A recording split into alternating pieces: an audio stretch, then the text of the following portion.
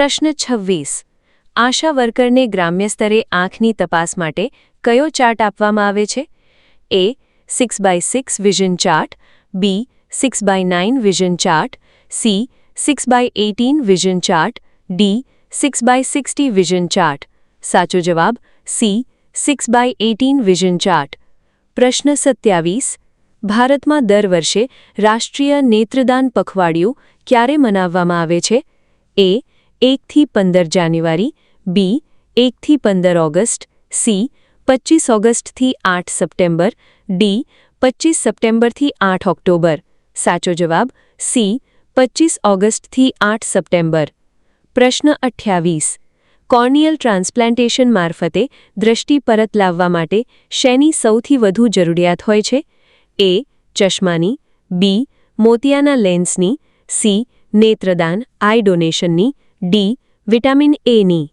સાચો જવાબ સી નેત્રદાન આઈ ડોનેશનની. નમસ્કાર મુખ્ય સેવિકા બહેનો, આપ સૌનું સ્વાગત છે આજના મહત્વપૂર્ણ વિડીયોમાં. આ વિડીયોમાં આપણે પોષણના મુખ્ય કાર્યક્રમો અંતર્ગત ખાસ કરીને પોષણજન્ય અંધત્વના નિવારણ કાર્યક્રમ વિશે વિગતવાર માહિતી મેળવવાના છીએ. તો બહેનો, વિડીયો અંત સુધી જરૂર જોતા રહેજો, કારણ કે આ માહિતી પરીક્ષા માટે પણ ખૂબ ઉપયોગી છે અને આરોગ્ય જાગૃતિ માટે પણ એટલી જ મહત્વપૂર્ણ છે. પ્રશ્ન 29. ભારતમાં આંખની સંભાળ માટેની સર્વોચ્ચ સંસ્થા કઈ છે? A AIIMS Bhopal, B PGI Chandigarh, C doctor Rajendra Prasad centre AIIMS નવી દિલ્હી, ડી નિમ્હાન્સ બેંગ્લોર. સાચો જવાબ C doctor Rajendra Prasad centre AIIMS નવી દિલ્હી. પ્રશ્ન 30. અંધત્વ માટે જવાબદાર વિટામિન એની ઉણપ વીએડી નક્કી કરવા લોહીમાં કયા સ્તરની તપાસ થાય છે?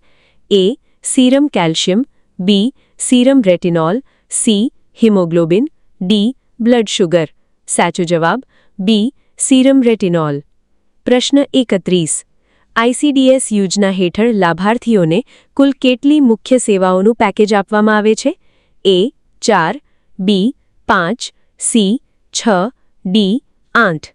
સાચો જવાબ સી 6. પ્રશ્ન 32. વિટામિન એનો મેગાડોઝ પીવડાવવાથી બાળ મૃત્યુદરમાં અંદાજે કેટલો ઘટાડો લાવી શકાય છે? એ 5%, બી 12%, સી 23%, ડી 54%. સાચો જવાબ સી 23%. પ્રશ્ન 33. જિલ્લા સ્તરે અંધત્વ નિયંત્રણ કાર્યક્રમના વડા કોણ હોય છે? એ ચીફ મેડિકલ ઓફિસર, બી જિલ્લા કલેક્ટર, સી ધારાસભ્ય, ડી સિવિલ સર્જન. સાચો જવાબ બી જિલ્લા કલેક્ટર. પ્રશ્ન 34. આઈસીડીએસ અંતર્ગત રસીકરણ અને આરોગ્ય તપાસની સેવામાં લક્ષિત જૂથને ઓળખવા આંગણવાડી વર્કર કોને મદદ કરે છે? એ શિક્ષકને, બી પંચાયત સભ્યને, સી એએનએમ-એમઓને, ડી ગ્રામ સેવકને. સાચો જવાબ સી એએનએમ-એમઓને. પ્રશ્ન 35. આઈસીડીએસમાં પૂર્વ પ્રાથમિક શિક્ષણ કયા વયના બાળકો માટે આપવામાં આવે છે? એ 0 થી 3 વર્ષ, બી 3 થી 6 વર્ષ, સી 6 થી 10 વર્ષ, ડી 10 થી 14 વર્ષ. સાચો જવાબ બી 3 થી 6 વર્ષ. પ્રશ્ન 36. ભારતમાં ટ્રેકોમા કંટ્રોલ પ્રોગ્રામની શરૂઆત કયા વર્ષે થઈ હતી? એ 1960, બી 1968, સી 1976, ડી 1980. સાચો જવાબ બી 1968. પ્રશ્ન 37. હોસ્પિટલ રિટ્રીવલ પ્રોગ્રામનો મુખ્ય ઉદ્દેશ્ય શું છે? એ હોસ્પિટલની સફાઈ કરવી, બી ગંભીર બીમાર કે મૃત્યુ પામેલા દર્દીઓના સગાને નેત્રદાન માટે પ્રેરિત કરવા, સી દર્દીઓને મફત દવા આપવી, ડી મોતિયાના કેમ્પ કરવા. સાચો જવાબ બી ગંભીર બીમાર કે મૃત્યુ પામેલા દર્દીઓના સગાને નેત્રદાન માટે પ્રેરિત કરવા. પ્રશ્ન 38. આઈસીડીએસમાં પોષણ અને આરોગ્ય શિક્ષણનો લાભ મુખ્યત્વે કોને આપવામાં આવે છે?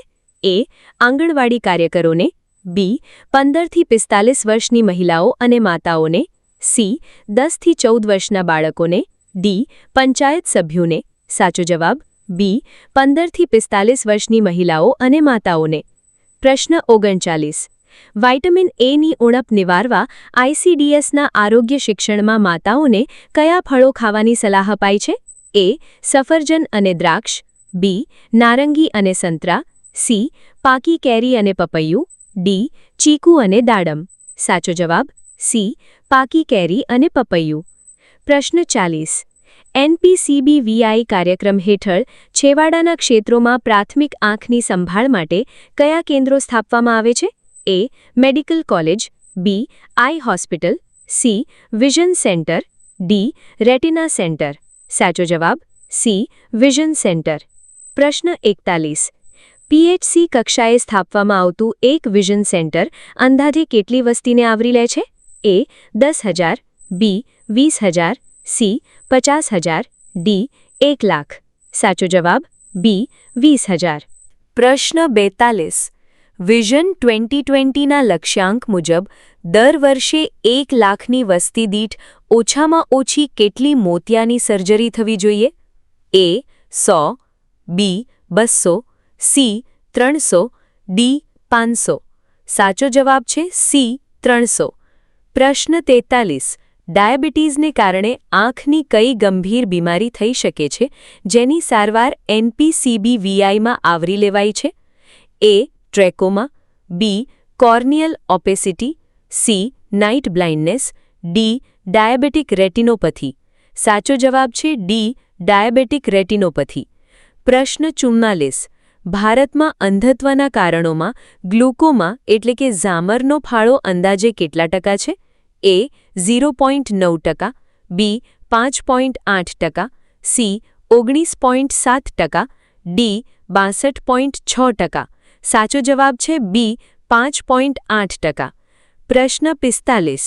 HWC PHC કક્ષાએ આંખમાં પડેલા કચરાને કાઢવાની પ્રાથમિક સારવાર કોણ આપી શકે છે? A. Asha worker, B. આંગણવાડી કાર્યકર, C. CHO/MO, D. શિક્ષક. સાચો જવાબ છે C. CHO/MO. પ્રશ્ન 46. ICDS કાર્યક્રમમાં બાળકોના શારીરિક વિકાસને માપવા માટે 15 ઓગસ્ટ 2008થી કયા માપદંડો અપનાવવામાં આવ્યા છે? A. ICMR growth chart, B. WHO child growth standards, C. UNICEF માર્ગદર્શિકા, D. NIPCCD chart. સાચો જવાબ છે B. WHO child growth standards. પ્રશ્ન 47. ભારતમાં national association for the blind એટલે કે NABની સ્થાપના ક્યારે કરવામાં આવી હતી? A. 1946, B. 1952, C. 1970, D. 1976. સાચો જવાબ છે B. 1952. પ્રશ્ન 48. WHO મુજબ VAD એટલે કે વિટામિન Aની ઉણપ ગણવા માટે સીરમ રેટિનોલનું સ્તર કેટલાથી ઓછું હોવું જોઈએ? A. 1.05 મ્યુ મોલ પર લિટર, B. 3.10 મ્યુ મોલ પર લિટર, C. 0.70 મ્યુ મોલ પર લિટર, D. 5.0 મ્યુ મોલ પર લિટર. સાચો જવાબ છે C. 0.70 મ્યુ મોલ પર લિટર. પ્રશ્ન 49. અંતરિયાળ વિસ્તારોમાં જ્યાં આંખની કાયમી હોસ્પિટલ નથી ત્યાં સેવાઓ આપવા શેનો ઉપયોગ થાય છે? A. હવાઈ જહાજ, B. પંચાયત ઘર, C. શાળાના ઓરડા, D. Mobile ophthalmic units. સાચો જવાબ છે D. Mobile ophthalmic units. પ્રશ્ન 50. વિટામિન Aના આહાર સ્ત્રોતોમાં નીચેનામાંથી કયો સ્ત્રોત પ્રાણીજન્ય એટલે કે એનિમલ સોર્સ છે જેનો વપરાશ વધારવા ભલામણ થાય છે? A. ગાજર અને પાલક, B. સફરજન અને દ્રાક્ષ, C. દૂધ, ઈંડા અને કોડ લીવર, D. કઠોળ અને ચોખા. સાચો જવાબ છે C. દૂધ, ઈંડા અને કોડ લીવર.